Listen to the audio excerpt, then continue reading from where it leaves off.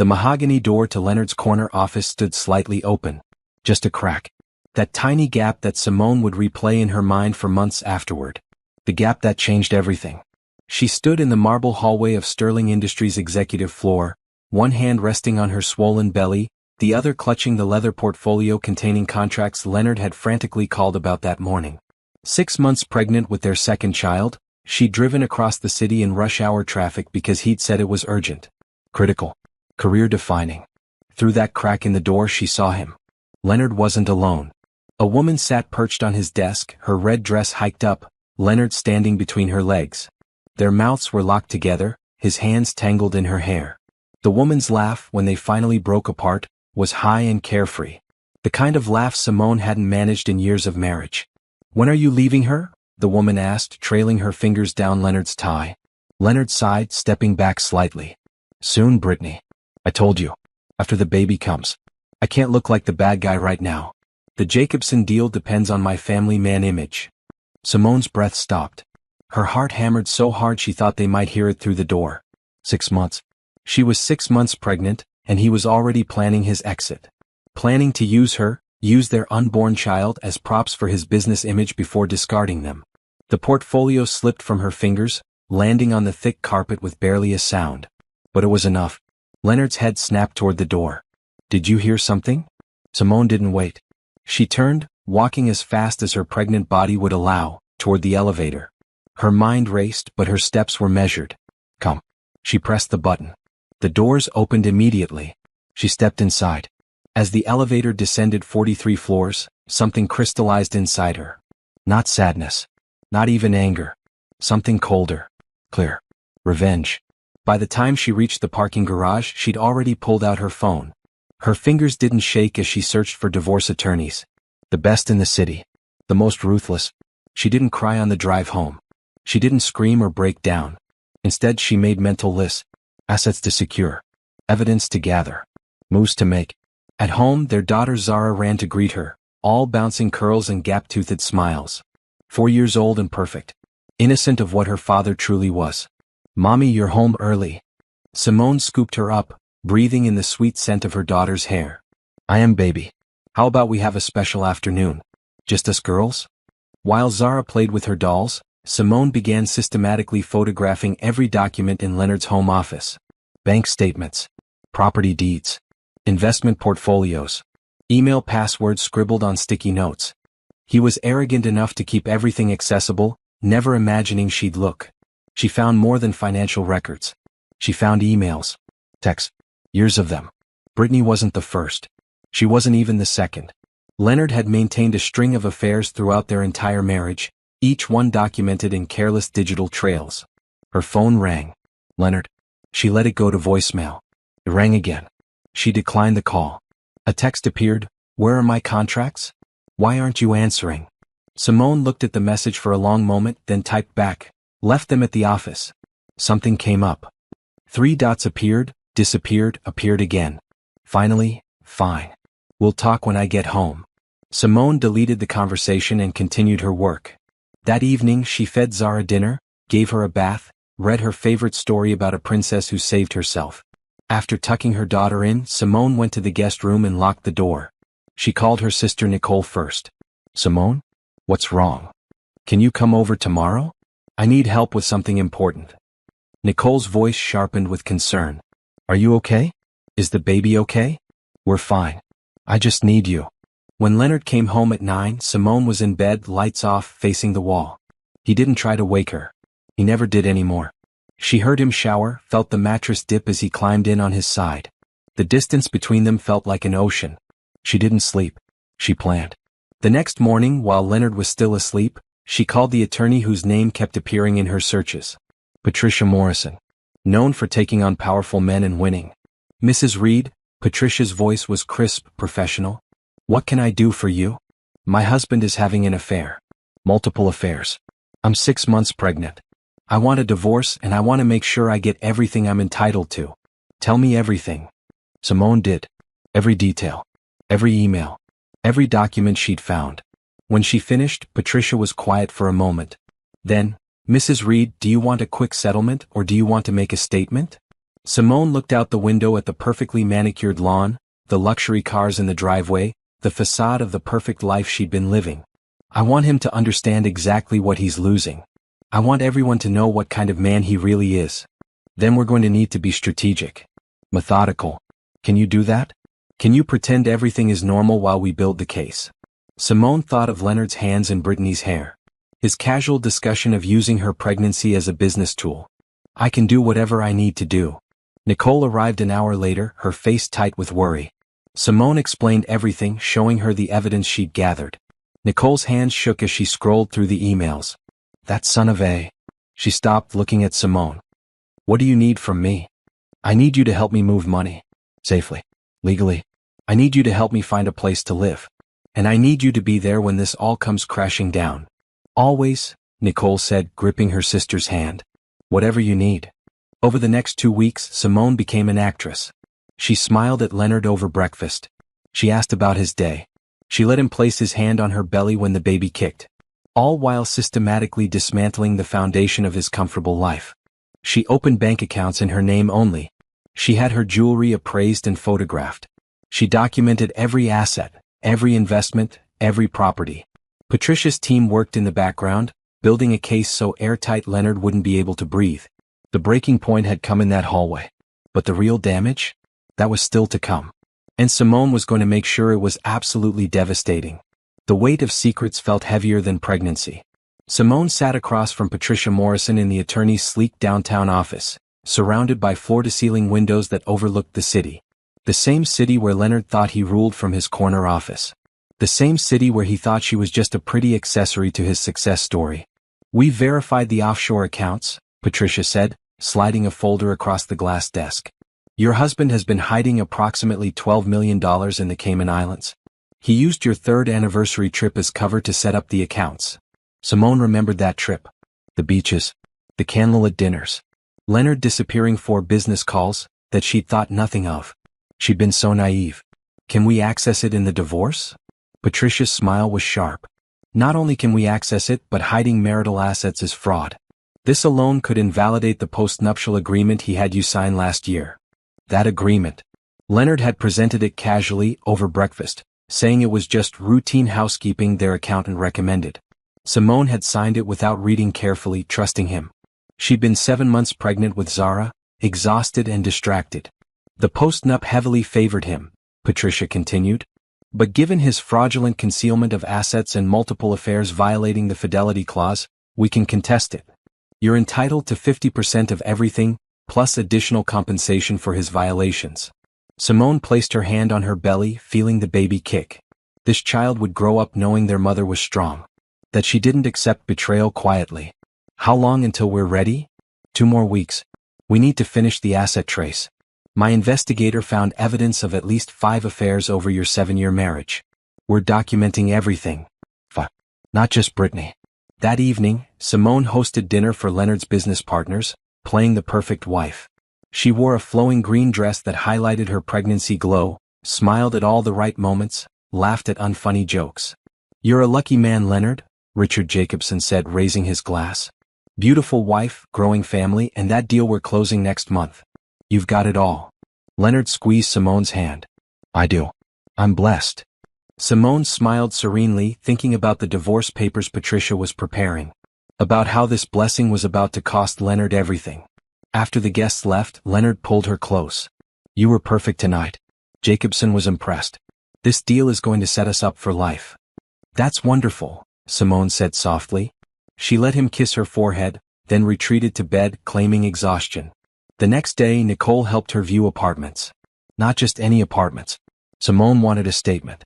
She wanted a home that proved she didn't need Leonard's money, even though legally half of it was already hers. "This one," Simone said, standing in the penthouse of a newly renovated building downtown.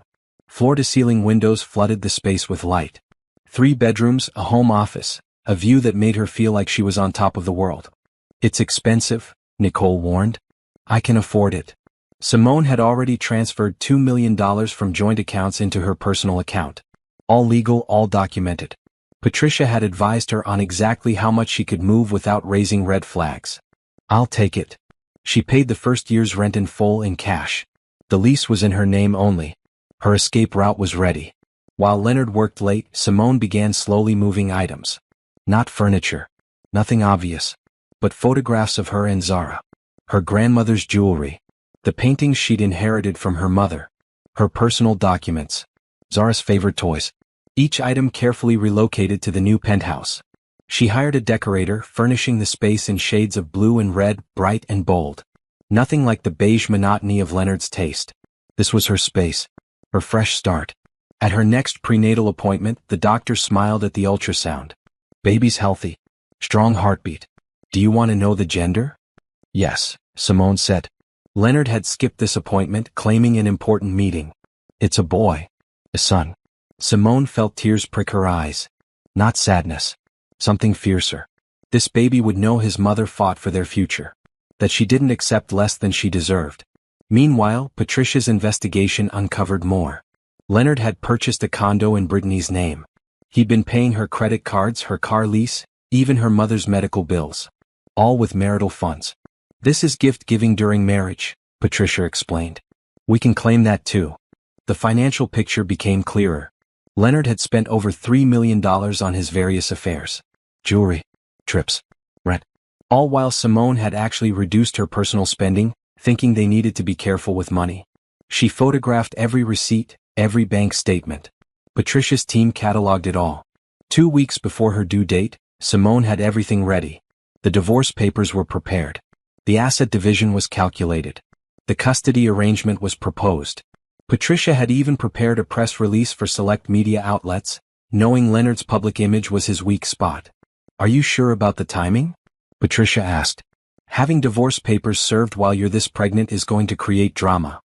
I'm counting on it, Simone said. I want him to know that even carrying his child, I won't tolerate his disrespect. That night, Leonard came home early for once. He brought flowers. For my beautiful wife, he said, kissing her cheek. Simone arranged them in a vase, smiling. They're lovely. I was thinking, Leonard said, loosening his tie. After the baby comes, maybe we should take a family vacation. You, me, Zara, and the new baby. Somewhere nice. You deserve it. That sounds nice, Simone lied. By the time the baby came, Leonard would be served with divorce papers. There would be no family vacation. She went to bed that night with her phone next to her pillow. Patricia's number on speed dial. The plan was set. In 3 days, during Leonard's biggest business meeting of the year, with Brittany likely present, with all his colleagues watching, a process server would hand him the divorce papers. Simone had timed it perfectly. The moment when humiliation would hurt most. When his facade of the perfect family man would shatter in front of everyone who mattered to his career. She felt the baby kick, strong and insistent. We're going to be okay, she whispered, hand on her belly. Better than okay. We're going to be free. The next morning she woke up, made Leonard breakfast, kissed him goodbye at the door. Watched him drive away in his luxury car, heading to his office, his mistress, his lies. Simone smiled. The countdown had begun. The morning arrived like any other. Simone made breakfast while Zara sang to her dolls. Leonard rushed through the kitchen, grabbing coffee and barely glancing at his daughter. Big day today, he said, adjusting his blue tie in the hallway mirror. The Jacobson merger presentation. If this goes well, we're looking at a $30 million deal. I hope it goes perfectly, Simone said, and she meant it. She wanted everything to go exactly as planned. Just not the way Leonard expected. After he left, she got Zara ready for preschool. Her daughter chattered about a field trip coming up, completely unaware that her world was about to shift. Simone had already spoken to a child psychologist about how to help Zara through the transition. She'd thought of everything. At exactly 10 a.m. Simone's phone rang. Patricia. The process server just entered the building. Are you sure you want to proceed? Simone looked around the kitchen of the house she'd lived in for 7 years. The house where she'd played the perfect wife. Where she'd shrunk herself to fit Leonard's vision. I've never been more sure of anything. Then it's happening. I'll call you when it's done. Simone hung up and immediately called Nicole. It's time. Can you come over? I'm already on my way. At Sterling Industries, Leonard was in his element. The conference room was packed with executives, board members, and the Jacobson team. Brittany sat in the back, taking notes, playing the role of dedicated assistant. Leonard had just clicked to slide 15 of his presentation when the conference room door opened. A man in a suit walked in, scanning the room. Leonard Reed. Leonard frowned at the interruption. I'm in the middle of something important. This won't take long, sir. The process server walked straight to the front of the room and handed Leonard a manila envelope. You've been served. The room went silent. Leonard stared at the envelope like it might explode. What is this? Divorce papers, sir. Have a good day. The server left. Leonard stood frozen, the envelope in his hands, 40 pairs of eyes watching him. Someone coughed. A chair squeaked. Richard Jacobson leaned forward. Leonard? Is everything all right? Leonard's hands shook as he opened the envelope. His face went white as he scanned the first page. Then red. Then purple. He swallowed hard. I need to take a brief recess. 5 minutes. He practically ran from the room. Brittany started to follow, but stopped when several executives turned to look at her. The pieces clicking together in their minds. In his office, Leonard called Simone. She let it ring. He called again. And again. On the 4th call, she answered. What the hell is this? He hissed into the phone. I believe they're called divorce papers, Leonard. I'm surprised you don't recognize them, given how many legal documents you deal with. This is insane. You can't just, we need to talk about this. We really don't. Everything I have to say is in those documents. My attorney will handle all further communication. Simone, please. I know things haven't been perfect, but we can work this out. Think about Zara. Think about the baby. Simone's voice went cold. I'm thinking about them. That's exactly why I'm doing this. They deserve better than a father who lies and cheats. Better than a mother who accepts that behavior. If this is about Brittany, I can explain. It's not just about Brittany. It's about all of them, Leonard. Did you think I wouldn't find out? The emails, the texts, the bank accounts, the condo you bought her. Silence. You have nothing to say? That's fine. Say it to my lawyer. Don't call me again. Don't come to the house. The locks will be changed by this afternoon. She hung up. Leonard stared at his phone, then at the divorce papers. The asset division made his stomach drop. She knew everything. The offshore accounts. The money he'd spent on affairs. Every hidden asset he thought was secret. A knock on his door. His assistant looking nervous. Mr. Reed? The Jacobson team is asking if you're ready to continue. Leonard looked at the papers in his hands. At his phone. At the future crumbling around him. Tell them we need to reschedule. Family emergency. By noon, word had spread through the building. The CEO's wife had served him with divorce papers. In the middle of the biggest meeting of the year. In front of everyone. Brittany found Leonard in his office, head in his hands. Baby, we can finally be together now. This is what we wanted. Leonard looked up at her, really looked at her. At this woman who had cost him everything. Get out. What? Get out of my office. You're fired. You can't be serious. Leonard, I love you. Get out. At the house, Simone supervised as a locksmith changed every lock. Nicole helped her pack Leonard's belongings into suitcases, which they stacked neatly in the garage. How do you feel? Nicole asked. Simone considered the question. She felt lighter than she had in years. Free. Her phone buzzed constantly. Texts from Leonard. Calls from his mother. Messages from mutual friends asking if it was true. She ignored them all. That evening, Leonard arrived at the house to find his key didn't work. He rang the doorbell. Simone opened it, chain still attached. Your things are in the garage, she said calmly. The code is the same. Take them and leave. Simone, please. Let me in. Let me see Zara. Your visitation rights are outlined in the divorce papers. You can see her with supervised visits starting next week. Tonight, you need to leave. This is my house too. Actually, according to our prenup that you insisted on, the house is in my name only. You wanted to protect your assets, remember? So this is mine. And you're not welcome here anymore. She closed the door. Leonard stood there for a long moment before finally going to the garage, loading his suitcases into his car and driving away. Inside, Simone locked the door and leaned against it. Zara appeared at the top of the stairs in her pajamas. Where's Daddy going? Simone climbed the stairs and scooped her daughter into her arms. Daddy has to live somewhere else for a while, baby. But he still loves you very much. Is it because of me? No, sweetheart. Never because of you. This is grown-up stuff. But I promise you, everything is going to be okay. She tucked Zara back into bed, reading an extra story tonight. Later, alone in her bedroom, Simone felt the baby move. She placed both hands on her belly. Almost time, she whispered. Almost time to start our new life. Her phone lit up with a news alert. She'd given an exclusive interview to a business reporter earlier that week, Time to publish today. The headline read, CEO Leonard Reed faces divorce amid affair allegations. The article was factual, careful. But it mentioned the timing of the papers being served. It mentioned multiple affairs. It quoted anonymous sources about his professional behavior. By morning it would be everywhere. Simone turned off her phone and went to sleep. The first strike had landed perfectly. And she was just getting started. The penthouse felt like breathing after years underwater. Simone stood at the floor-to-ceiling windows, watching the sunrise paint the city in shades of pink and gold. Zara was still asleep in her new bedroom, surrounded by her favorite stuffed animals and the blue walls she'd helped pick out. They'd moved in 3 days after the papers were served. Simone had hired movers while Leonard was at work, taking only what was hers and Zara's. She left behind the heavy furniture, the expensive artwork Leonard had chosen, the crystal and china from his mother. All of it felt like his, not hers. She wanted nothing that reminded her of the life she'd left.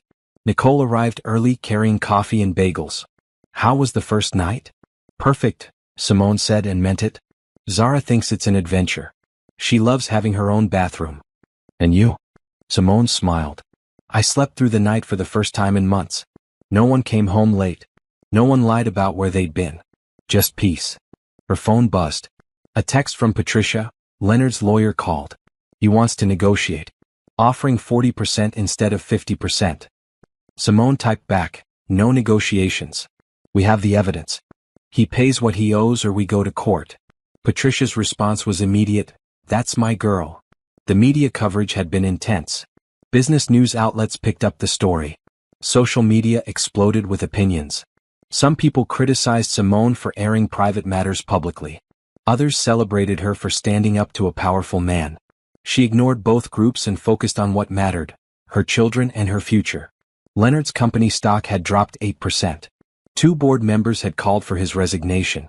The Jacobson deal was on hold pending further review of company leadership stability. Simone felt no guilt. He'd built his success on a foundation of lies. If it collapsed, that was his doing, not hers. At her prenatal appointment that week, Dr. Reeves examined her carefully. Your blood pressure is actually better than last visit. Stress levels down? Significantly, Simone said. That's excellent. Baby is doing great. Measuring right on track. Are you ready for delivery? Simone thought about the nursery she'd set up in the penthouse. The tiny clothes washed and folded. The car seat installed. Nicole on speed dial. Everything prepared without Leonard's input or presence. I'm ready. She'd hired a doula, a woman named Grace who specialized in supporting single mothers. They'd had 3 meetings already, going over birth plans and what support Simone would need. What about the father? Grace had asked gently. Will he be present? No, Simone had said firmly. This baby deserves to enter the world surrounded by love and peace, not tension and resentment. That afternoon, Simone enrolled in online business courses through a prestigious university. She'd abandoned her MBA when she married Leonard, convinced by him that she didn't need to work, that his success was enough for both of them. She'd been talented once. Sure. She'd worked in corporate consulting before Zara was born, building strategies for companies to maximize efficiency and profit. People had respected her insights. Then she'd set it all aside to be Leonard's wife. No more. The courses started immediately.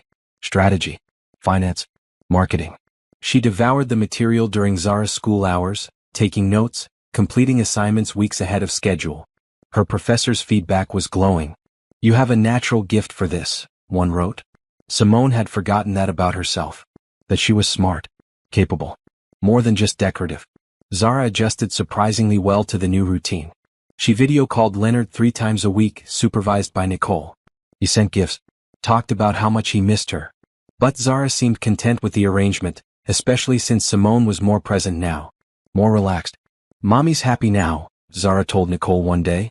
She smiles more. Nicole reported this to Simone, who felt her throat tighten. She hadn't realized how much her unhappiness had shown, how much her daughter had noticed. We're building something better, Simone told Zara that night while tucking her in. Just you, me and soon your baby brother. We're our own team. I like our team, Zara said, hugging her stuffed rabbit. Can Aunt Nicole be on it too? Absolutely. 2 weeks before her due date, Simone finalized her business plan. She was starting a consulting firm. She'd already reached out to former colleagues, industry contacts, people who remembered her work from years ago. The response was enthusiastic. "We'd love to work with you again," one former client said. "Your analysis was always the best we received." Simone filed the LLC paperwork. Reed Consulting felt wrong, too connected to Leonard. She chose Laurent Consulting instead, using her mother's maiden name. A fresh identity for a fresh start. She designed a simple website, outlined her services, set her rates high because she knew her worth.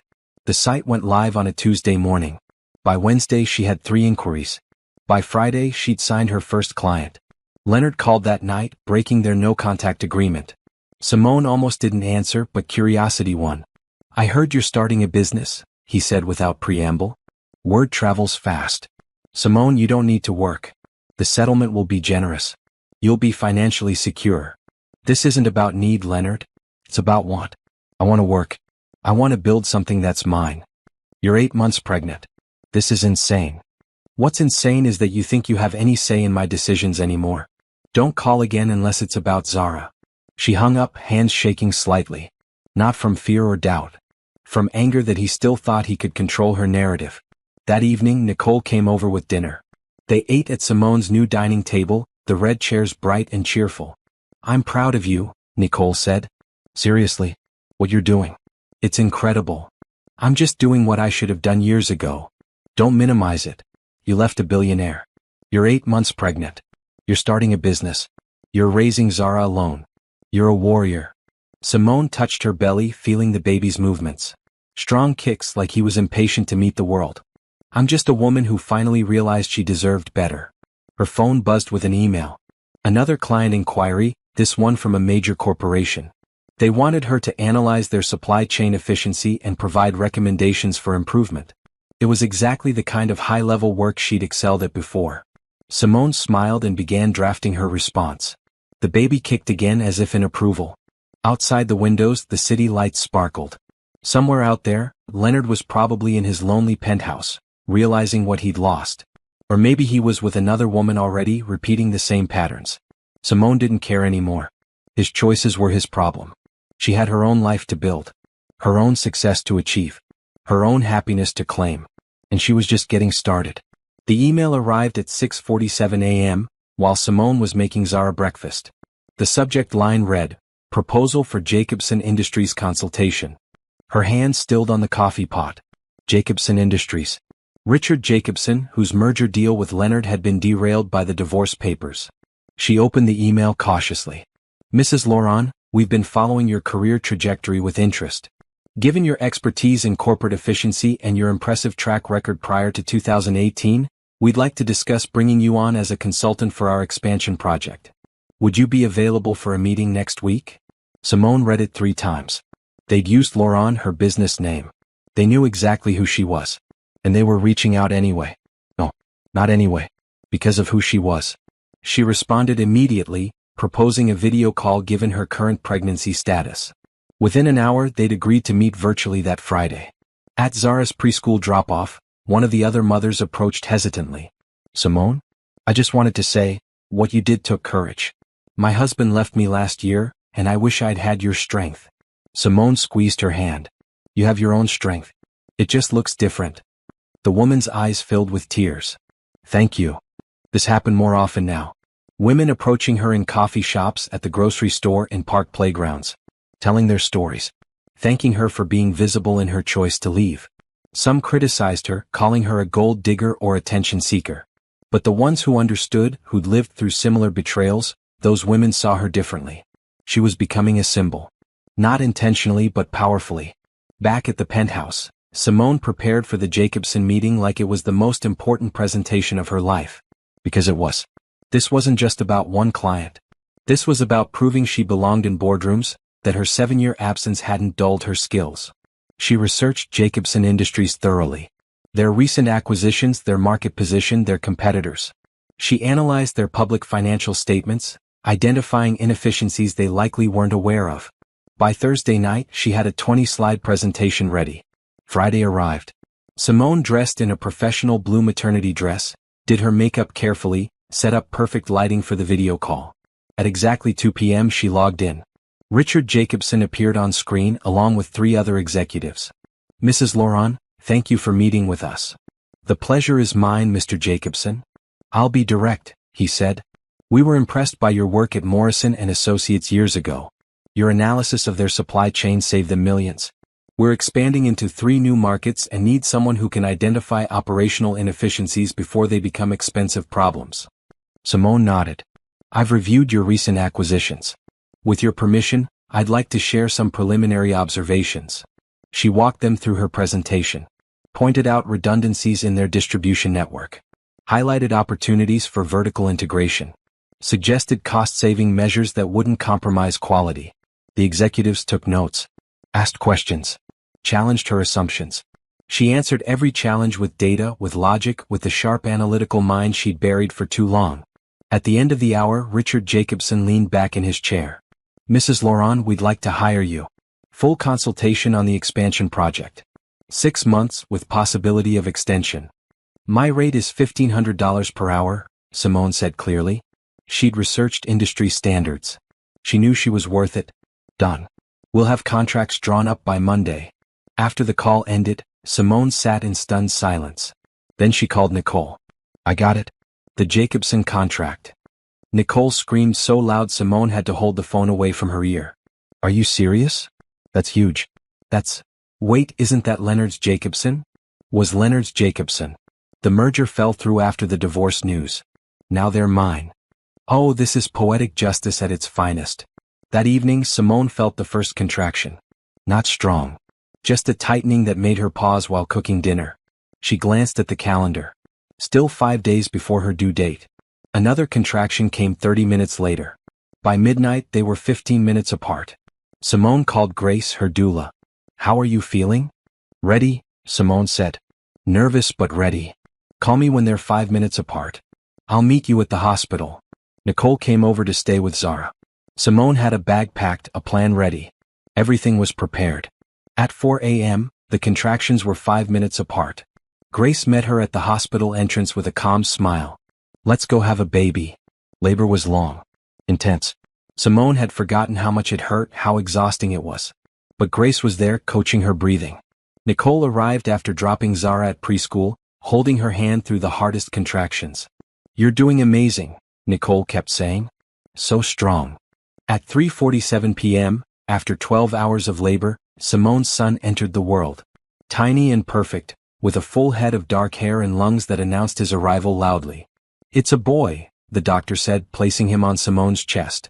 Simone looked down at her son, this perfect little human, and felt overwhelming love crash through her. "Cameron," she whispered. "Your name is Cameron. Cameron Laurent." No trace of Reed in his name. This baby was hers, born into freedom, into a life she'd chosen. The nurses took Cameron for measurements and tests. Nicole snapped photos, sending one to Zara's preschool teacher who'd promised to show her. Simone's phone buzzed. A text from an unknown number. "Heard you had the baby. Congratulations." Leonard. Of course he'd found out. News traveled through their social circles. She deleted the text without responding. Later, when Nicole brought Zara to meet her brother, Simone's heart felt full. Zara climbed carefully onto the hospital bed, peering at the tiny bundle. "He's so small," Zara whispered in awe. "You were this small once," Simone told her. "Now you're the big sister. That's an important job." "I'll protect him," Zara declared seriously. "Like you protect me." Nicole took a photo of them. Simone in the hospital bed, exhausted and glowing, Zara leaning against her, Cameron sleeping peacefully in her arms. 3 people who were her whole world now. That photo ended up on Simone's business website later, in the About section. Laurent Consulting, founded by a mother who knows the value of building something that lasts. 3 days after Cameron's birth, while still in the hospital recovering, Simone received the Jacobson contract. She reviewed it carefully, signed it digitally, and sent it back. The nurse who came to check her vitals laughed. "Most new mothers are sleeping or crying. You're signing business contracts." "I can multitask," Simone said with a smile. When she brought Cameron home to the penthouse, everything felt right. The nursery she'd prepared was perfect. The routine she'd established with Zara adapted smoothly to include her brother. Leonard sent gifts. Expensive ones. A platinum rattle. Designer baby clothes. Simone donated them all to a women's shelter. What Cameron needed, she could provide herself. She didn't need Leonard's money or his guilt gifts. 2 weeks after giving birth, Simone had her first post-delivery video call with the Jacobson team. Cameron slept in a bassinet beside her desk. She presented her initial findings on their distribution network while occasionally glancing at her son. "Apologies if I seem distracted," she said. "New mother logistics." "Nonsense," Richard Jacobson said. "Your analysis is sharp as ever. We're actually impressed you're back so quickly." "I love what I do," Simone said simply. "And I'm building a legacy for my children. That's motivating." After the call, she looked at Cameron, at the peaceful rise and fall of his tiny chest. "You're going to grow up watching your mother work," she told him softly. "Watching her build and succeed. You'll know that strength isn't about staying in situations that diminish you. It's about having the courage to leave and create something better." Cameron yawned, unimpressed by her speech. Simone laughed, the sound light and free. Her career was back. Her children were healthy. Her life was her own. And this was only the beginning. The business news hit on a Tuesday morning. Simone was feeding Cameron when Nicole burst through the door, tablet in hand. "You need to see this." The headline read, "Sterling Industries CEO Leonard Reed under investigation for fraud." Simone scanned the article quickly. Federal investigators were looking into the offshore accounts. The same accounts Patricia had discovered during the divorce proceedings. Apparently, hiding marital assets was the least of Leonard's problems. He'd also been hiding money from business partners and investors. "The authorities contacted Patricia last week," Nicole said. "She provided them with copies of everything we found. They're building a case." Simone should have felt triumphant. Instead, she felt something quieter. Justice maybe. Or just the natural consequences of his choices finally catching up. Her phone rang. "Patricia. I assume you've seen the news?" "Just now. Leonard's attorney called me an hour ago. He wants to expedite the divorce settlement. Willing to give you 65% of marital assets if we close this quickly and quietly." Simone shifted Cameron to her other arm. "Why the sudden generosity?" "Because if this goes to trial, the forensic accountants are going to uncover everything. He's trying to preserve what he can. My guess is he's more worried about criminal charges than the divorce at this point." "What do you recommend?" Patricia was quiet for a moment. "Honestly? Take it. 65% is more than fair. And it gets you completely free of him faster. The criminal investigation will proceed regardless. Then accept his offer. I want this finished."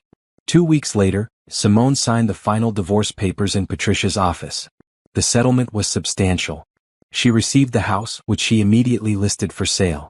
She received 65% of all marital assets, including the formerly hidden offshore accounts.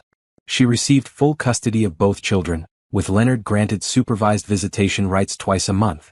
"Congratulations," Patricia said when it was done. "You're officially divorced." Simone looked at the papers, at her signature next to the dissolution of her marriage. 7 years, ended with ink on paper. "Thank you. For everything. You did the hard part. I just made sure you got what you deserved." That evening, Simone took the divorce decree and put it in a file labeled Closed Chapters. Then she opened her laptop and checked her business email. 3 new client inquiries. A request for an interview with a business podcast. An invitation to speak at a women's entrepreneurship conference. Lauron Consulting had been operational for only 2 months, but word was spreading. Simone's Jacobson project was going so well they'd extended her contract and increased her hours. She'd hired an assistant, a sharp recent MBA graduate named Tasha who handled scheduling and preliminary research. The house sold quickly for above asking price. Simone used part of the profit to expand the penthouse, buying the adjacent unit and combining them. Now she had space for a dedicated home office, separate rooms for both kids, and a play area that Zara loved. Meanwhile, Leonard's world continued to crumble. Brittany gave an interview to a tabloid, claiming he'd promised her marriage and then abandoned her when things got difficult. The interview was trashy and vindictive, but it damaged his reputation further. Sterling Industries stock dropped another 12%. 3 major clients pulled their contracts. The board of directors held an emergency meeting. By the end of the month, Leonard was forced to step down as CEO. The company issued a statement about needing new leadership during this transitional period. He retained his position on the board, but his operational control was gone. Simone heard about it from a former colleague who still worked at Sterling. "He's devastated," the colleague said. "That company was his whole identity." Simone thought about that. How Leonard had poured everything into his business success, neglecting his family, his integrity, his humanity. And now, when it mattered most, that success had evaporated. She'd built her identity differently. On her skills, her values, her relationships with her children. Things that couldn't be taken away or destroyed by scandal. One evening, Leonard showed up at the penthouse. Simone saw him on the security camera and considered not answering. But Zara was asking about Daddy, and supervised visitation was starting next week anyway. She opened the door but didn't invite him in. Leonard looked terrible. Thinner. Gray around the temples. Exhausted.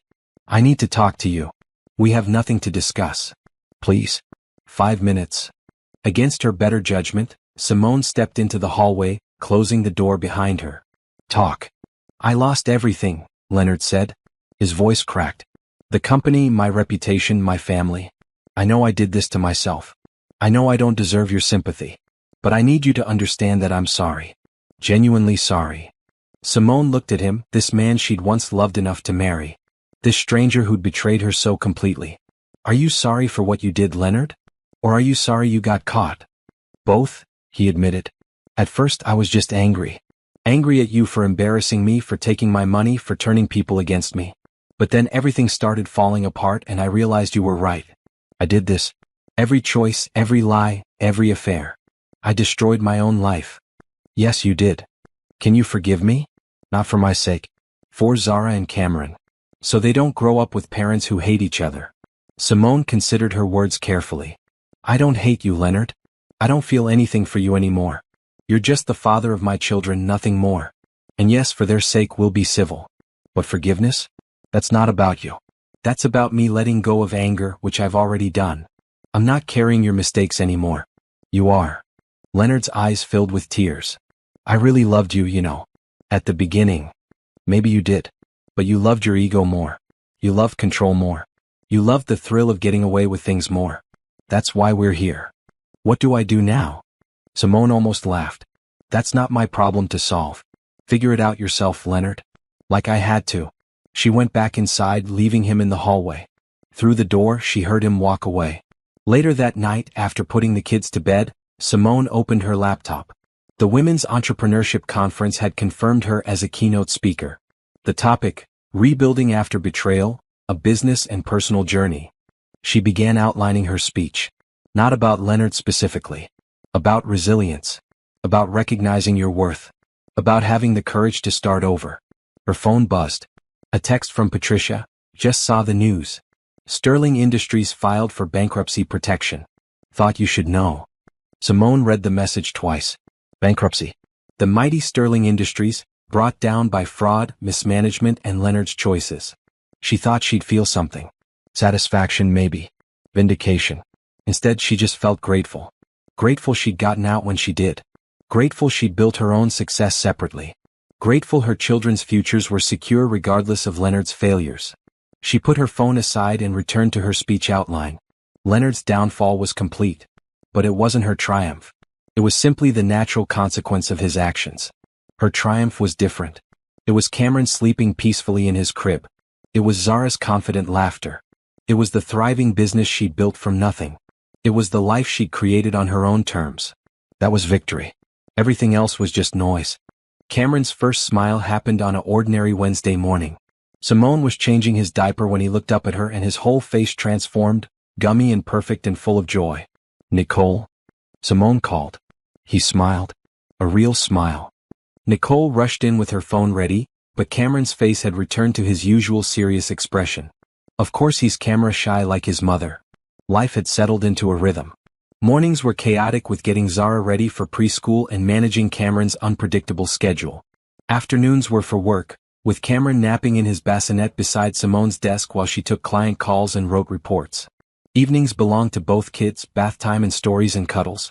Lauren Consulting now had 6 active clients.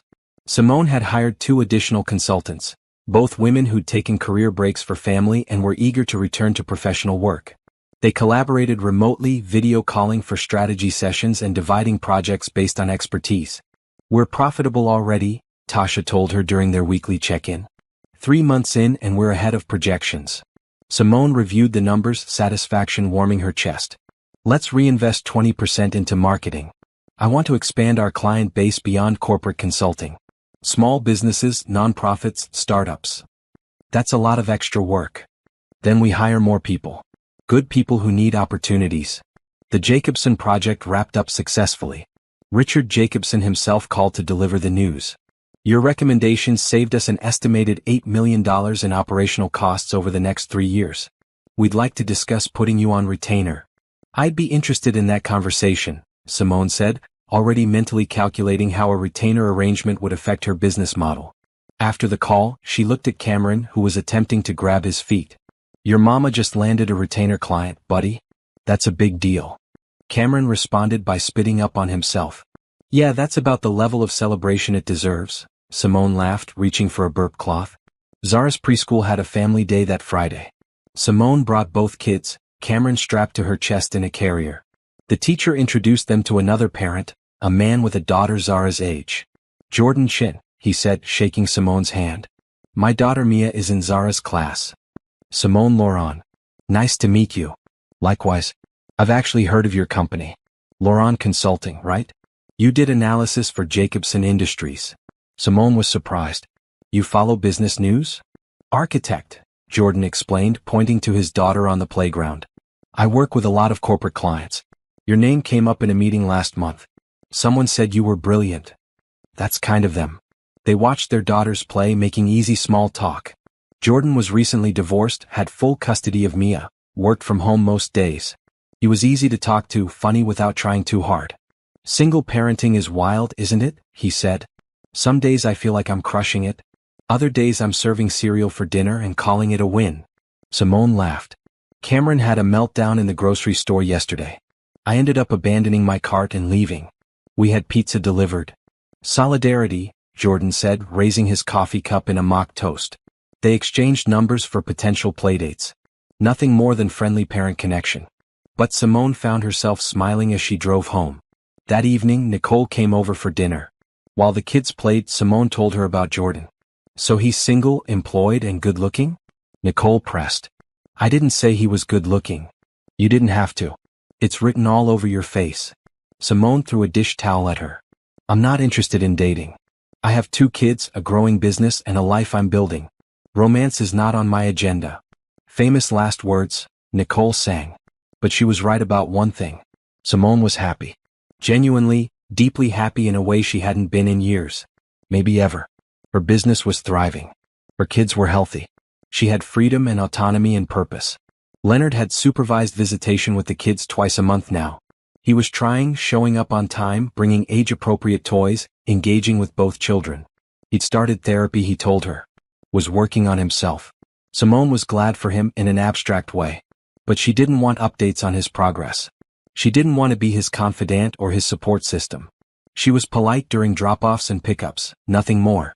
The Women's Entrepreneurship Conference was in 2 weeks. Simone had her speech prepared, had bought a professional green dress that fit her post-pregnancy body. She was nervous and excited in equal measure. You're going to be amazing, Nicole assured her. You're living proof that you can rebuild after devastation. The night before the conference, Simone couldn't sleep. She kept reviewing her speech, changing words, adjusting emphasis. At 2 a.m., Cameron woke for a feeding.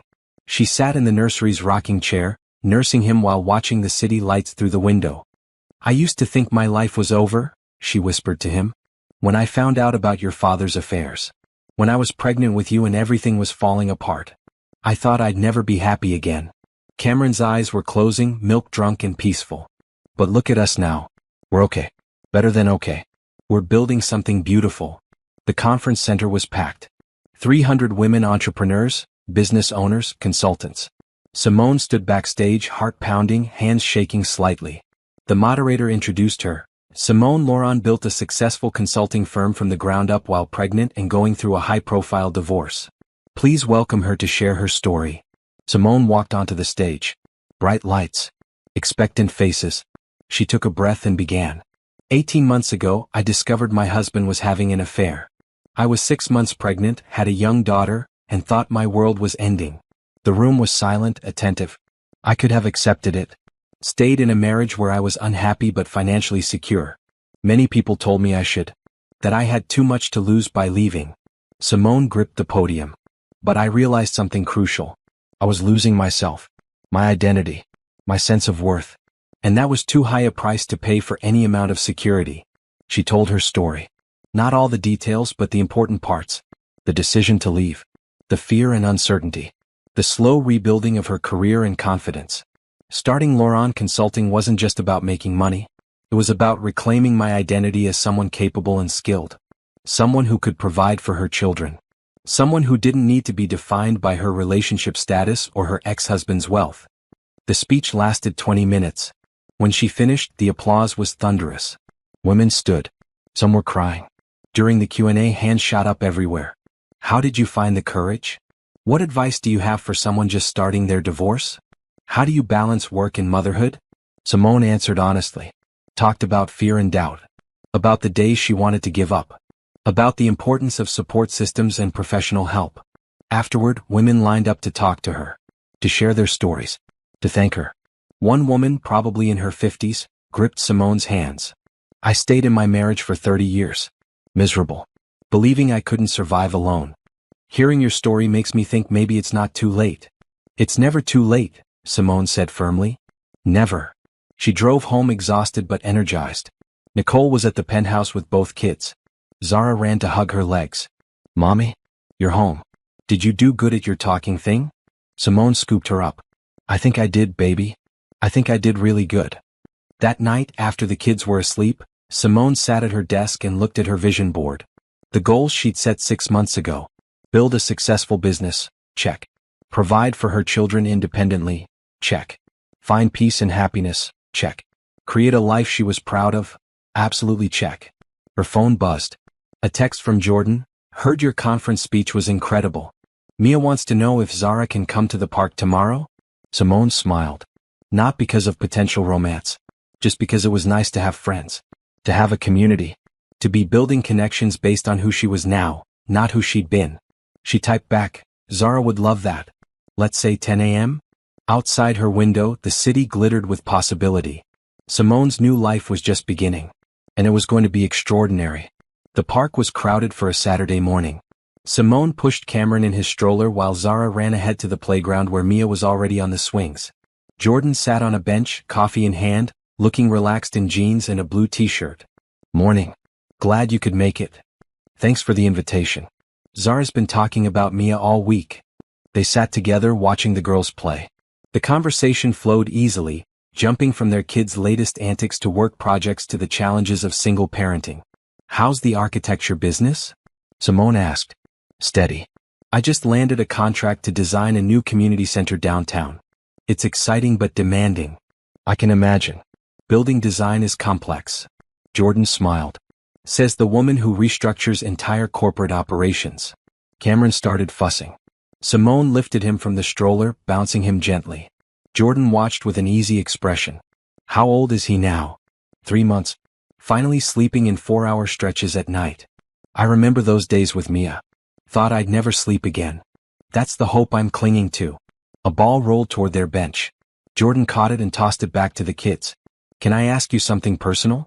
You can tell me to mind my business if you want. Go ahead. How did you do it? Leave and start over when you were pregnant? That takes serious courage. Simone considered her answer carefully. Honestly, I was terrified. But staying would have been worse. I realized I'd rather struggle alone than be disrespected in a relationship. Jordan nodded slowly. My ex-wife cheated too. With my business partner, actually. Found out when Mia was 2. I'm sorry. That's brutal. It was. But in a weird way it was also freeing. I'd been unhappy for years but telling myself it was normal. That marriage was just hard work. Finding out forced me to face reality. Exactly, Simone said. The betrayal hurt but the dishonesty was worse. The realization that I'd been living a lie. They sat in comfortable silence for a moment. Anyway, Jordan said, I admire what you've built. Not just the business but the life. You seem really content. I am. Most days. Most days is pretty good actually. Over the next few weeks, the playdates became regular. Every Saturday morning, sometimes Wednesday afternoons. The girls were inseparable, and Simone found she genuinely enjoyed Jordan's company. He was thoughtful, made her laugh, never pushed boundaries. One afternoon, while the girls played at Jordan's house and Cameron napped in his portable crib, Jordan showed Simone the designs for the community center. "This is beautiful," she said, studying the renderings. "The way you've incorporated natural light here is stunning." "Thanks. I wanted it to feel welcoming. Community spaces should be inviting." "Have you thought about the operational flow? How people will move through the building?" Jordan looked at her curiously. "Actually, no. That's not usually part of my scope. Mind if I make some suggestions? Free consultation, friend to friend." "Please." Simone sketched out ideas on his notepad. Ways to optimize foot traffic, reduce congestion at peak times, create natural gathering spaces. Jordan listened intently, occasionally asking questions.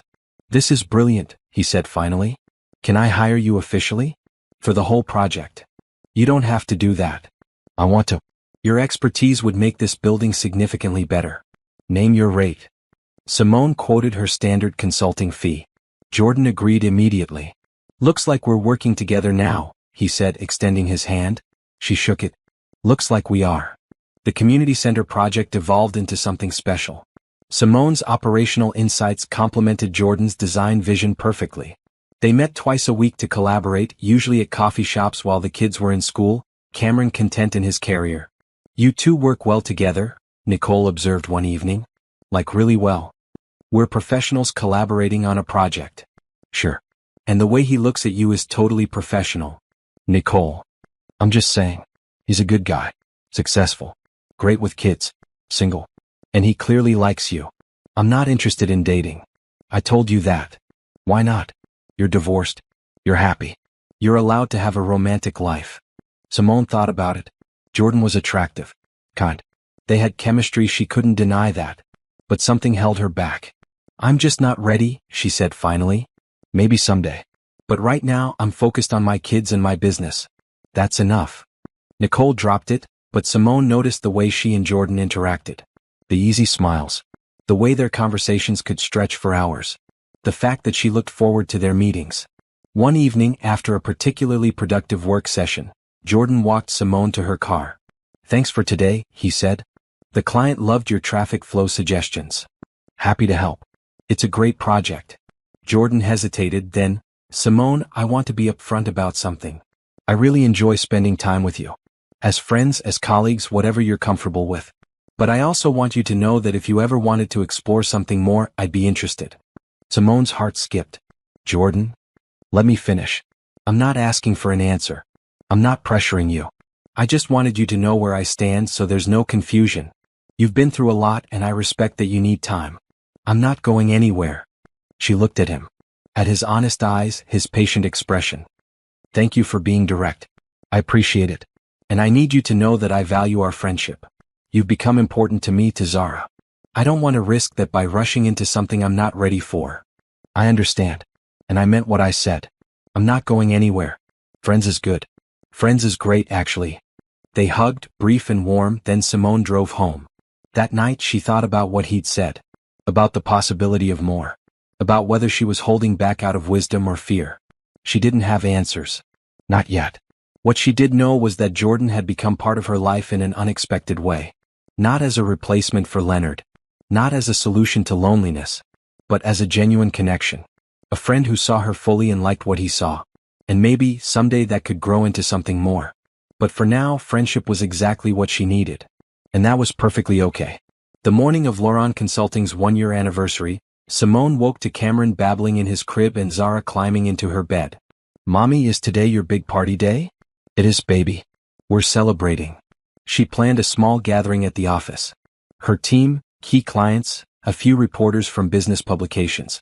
Nothing extravagant but meaningful. The office itself was new, a beautiful space in a renovated downtown building.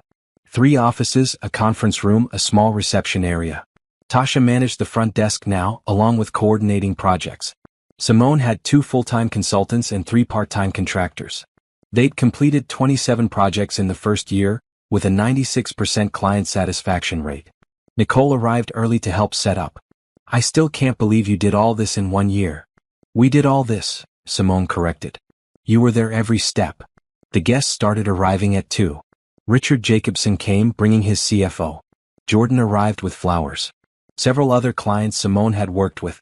A reporter from Business Quarterly who'd written a profile on her last month. Simone gave a short speech thanking everyone. A year ago I was starting over, building something from nothing. I want to thank every person in this room who believed in me, who hired me, who supported this vision. She looked at her team. And special thanks to these incredible women who took a chance on a startup. You made Lauren Consulting what it is. Applause. Smiles. The easy warmth of people genuinely happy for each other's success. After the formal part ended, people mingled. Jordan found Simone near the refreshment table. Congratulations. This is impressive. Thank you. And thanks for coming. Wouldn't miss it. He paused. I heard Leonard showed up at your house last week? Simone was surprised. How did you know that? Zara mentioned it to Mia. Said her daddy came to talk to mommy. He did. Wanted to discuss reconciliation. Jordan's expression stayed carefully neutral. And I told him no. Obviously. Simone grabbed a cookie from the table. He's in therapy working on himself, which is good for him. But that chapter of my life is closed. Permanently. Good, Jordan said firmly. Then more carefully, I mean good that you're clear about what you want. Simone smiled. I know what you meant. Later that evening, after everyone had left and the office was cleaned up, Simone sat alone at her desk. She pulled out a folder she'd kept since the beginning. The original business plan. The first client contract. The LLC registration. A year ago she'd been terrified. Pregnant, divorcing, starting over. Now she had a thriving business, 2 healthy kids, a beautiful home, real friendships. Her phone buzzed. A text from Leonard. Heard about your anniversary. Congratulations. You built something special. Simone stared at the text. A year ago, such a message would have filled her with anger. Now she just felt nothing. Indifference. She typed back, thank you. Nothing more. Their financial settlement had been finalized months ago. Leonard had visitation with the kids, which he usually kept. He'd started a new venture, something smaller than Sterling Industries but apparently going well. He'd even started dating someone Zara had mentioned. Simone was genuinely happy for him. Not in a bitter way. She wanted him to be healthy and stable for their children's sake. But she felt no connection to him anymore. He was just someone she used to know. Someone who'd helped create her children but wasn't part of her life beyond that. The real surprise was how little she thought about him these days. Her mind was occupied with client proposals, project timelines, Zara's upcoming kindergarten enrollment, Cameron's development milestones, the community center project with Jordan. Speaking of Jordan, he texted too, proud of you. Let me know if you want to celebrate properly sometime. Simone smiled. They'd been taking things slowly. Very slowly. But there was definitely something there. Something that felt different from what she'd had with Leonard. Based on mutual respect, shared values, genuine friendship. She wasn't rushing it. But she wasn't closing herself off either. That weekend, Leonard came for his scheduled visit with the kids. Simone opened the door, Zara already bouncing with excitement. Daddy? Leonard scooped her up, then looked at Simone. Hey, thanks for having them ready. Of course. He looked different. Lighter somehow. Less tense. Can I talk to you for a minute? Before I take them? Simone hesitated, then nodded. Zara, go get your backpack, sweetie. When they were alone, Leonard said, I wanted you to hear this from me. I'm engaged. Simone felt a flicker of surprise, then nothing. Congratulations. Who is she? Her name is Rebecca. We met in therapy, actually. She's a psychologist. Smart kind. Good with Zara and Cameron. I'm happy for you. As long as she's good to my kids, we won't have any problems. She is. I promise. Leonard paused. I also wanted to say thank you. For what? For leaving me. For forcing me to face what I'd become. I was a terrible husband. Selfish, dishonest, arrogant. Losing you, losing everything, it made me finally look at myself. Really look. And I didn't like what I saw.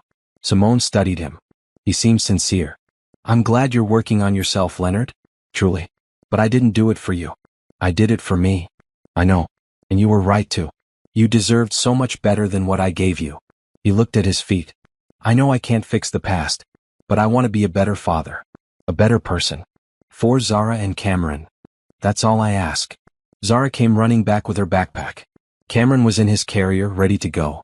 Simone handed him over. Have fun. Bring them back Sunday at 6. Will do. She watched them leave, Leonard buckling Zara into her car seat while talking animatedly about their weekend plans. A year ago, this scene would have broken her. Now it just felt normal. Co-parenting. Moving forward. Nicole called later that evening. How are you feeling? About the Leonard news? Fine actually. Good for him. Really? Really? I want him happy and healthy. I just don't want to be married to him. There's a difference. You've come so far, Nicole said softly. I'm so proud of you.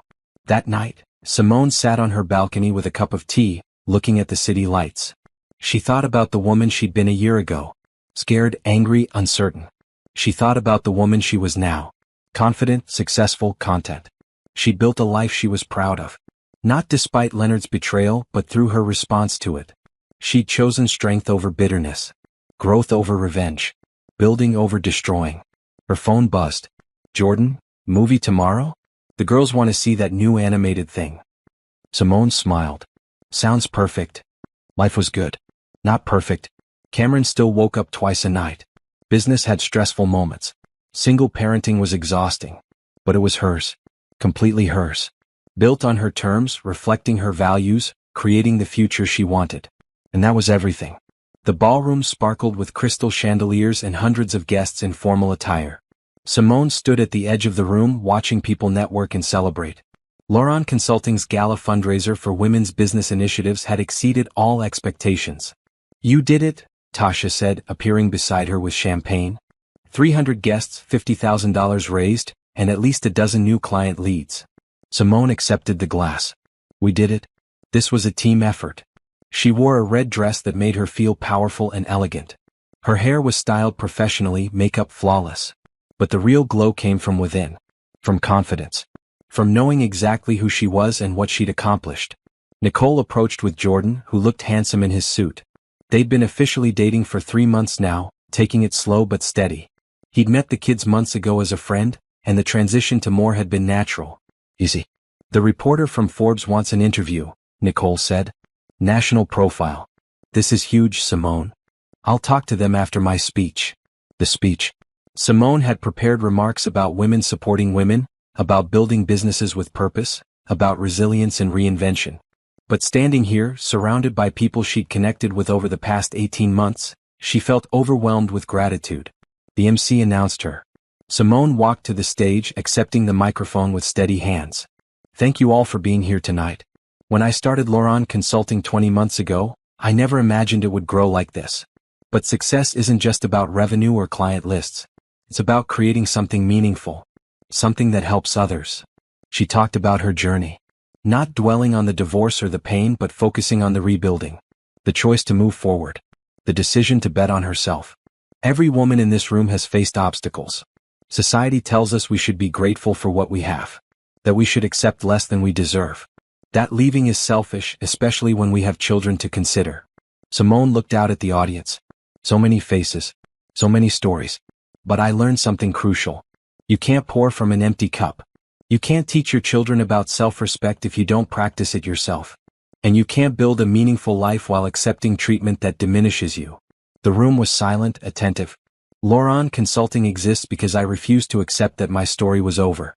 Because I believed I had value beyond my relationship status or my ex-husband's wealth.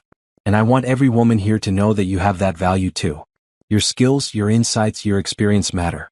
Don't let anyone convince you otherwise. Applause erupted. Women stood. Simone felt tears prick her eyes but held them back. After the speech, people swarmed her. Business cards exchanged. Congratulations offered. The Forbes reporter conducted a 20-minute interview on the spot.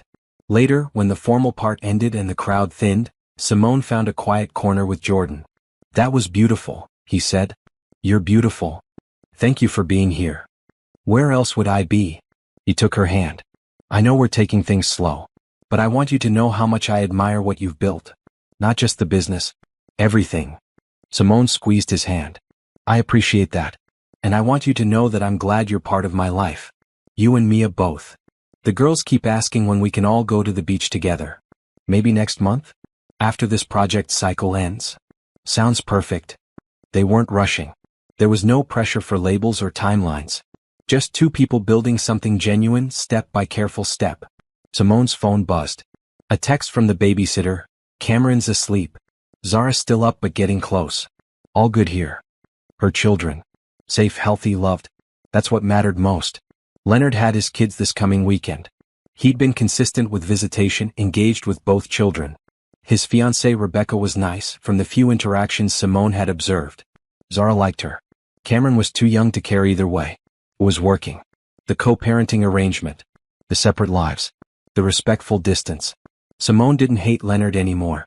She didn't love him either. He was just someone who'd been part of her story but wasn't part of her present. And that was okay. As the gala wound down, Nicole found her. You know what I just realized? What? You're happy. Like genuinely happy. Not pretending, not forcing it. Just happy. Simone considered this. I am. I really am. You earned it. After everything you went through, you absolutely earned this. That night, Simone returned to the penthouse. The babysitter left and Simone checked on both kids. Zara was sprawled across her bed, covers kicked off. Simone tucked her back in, kissing her forehead. Cameron was sleeping peacefully, one fist near his mouth. He was getting so big already. 8 months old, sitting up on his own, trying to crawl. Simone stood in the nursery doorway watching him sleep. This beautiful boy who'd been born into the chaos of her divorce. Who'd never known his parents together. Who would grow up knowing that his mother was strong, independent, capable. She thought about the woman she'd been 2 years ago. Married to Leonard, pretending everything was fine. Shrinking herself to fit his vision of what a wife should be. That woman felt like a stranger now. The Simone standing here had built a successful business from scratch. Had raised 2 kids alone. Had created a life full of purpose and meaning. Had learned that happiness didn't come from relationships or money or status. It came from knowing yourself, honoring your values, and having the courage to choose differently when something wasn't working. Her phone lit up with a text from Jordan. Thank you for letting me be part of your journey. You inspire me every day. Simone smiled. Whatever happened with Jordan, whether it grew into something permanent or remained what it was now, she was grateful for his presence. For the reminder that good men existed. That healthy relationships were possible. But she didn't need him to be happy. She was already happy. He just added to it. That was the difference. She poured herself tea and sat on the balcony looking at the city lights. Somewhere out there, Leonard was probably in his apartment planning his wedding, living his new life. She hoped he'd truly changed. For his sake and their children's. But his journey wasn't her concern anymore. She had her own path to walk. Lauron Consulting had contracts booked through the next 6 months. The Forbes article would bring more visibility, more opportunities. She was considering opening a second office, expanding to other cities. The community center project with Jordan was almost complete. The design was stunning, and her operational insights had made it significantly more functional. They were already discussing future collaborations. Zara would start kindergarten in the fall. Cameron would have his first birthday in 4 months. Life kept moving forward, full of ordinary moments that somehow felt extraordinary. Because they were hers. Chosen, earned, built from scratch. 2 years ago, standing in that hallway outside Leonard's office, watching him with Brittany, Simone had thought her life was ending. She'd been wrong. It wasn't ending. It was beginning. And the beginning was turning out to be absolutely beautiful. Not perfect. Not without challenges. But real, authentic hers. Simone raised her teacup to the city lights, to the future, to herself. To new beginnings, she whispered. And to the courage to start over. The city sparkled back at her, full of promise and possibility. And Simone smiled, completely at peace with the life she'd created. This was her happy ending. Not because she'd found someone new, or because her ex-husband had suffered, or because she'd achieved some arbitrary measure of success. It was her happy ending because she'd found herself. Because she'd chosen herself. Because she'd built a life that honored her worth. And that was the best revenge of all.